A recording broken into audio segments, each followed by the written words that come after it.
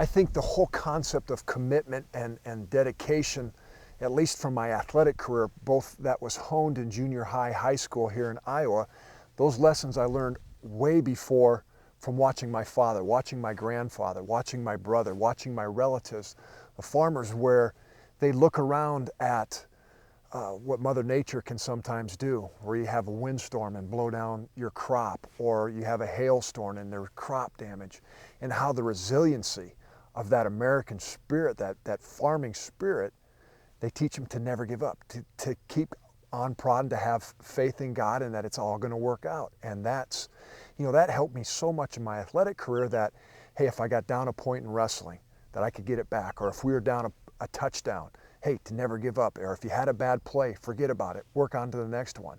Those are important lessons that I learned from osmosis, watching my father and my grandfather, and it helped me. And they're things that I try to exemplify for my kids. If you start something, you finish it. You had mentioned before the example of I wanted to take guitar lessons, whether that was a whimsical idea or not knowing the work that it entailed with the practice involved. But I went it for a couple weeks, for a couple months, and I wanted to quit. But my mom and dad said, no, you're going to finish. You started something, so finish it, for how many lessons that we signed up. So I did that.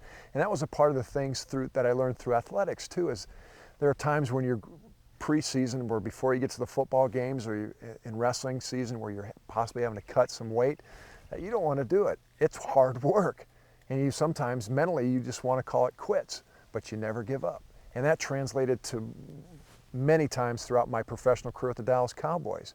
We're going through heat exhaustion, heat stress, getting IVs where you're wanting just to say, I quit, this is tough.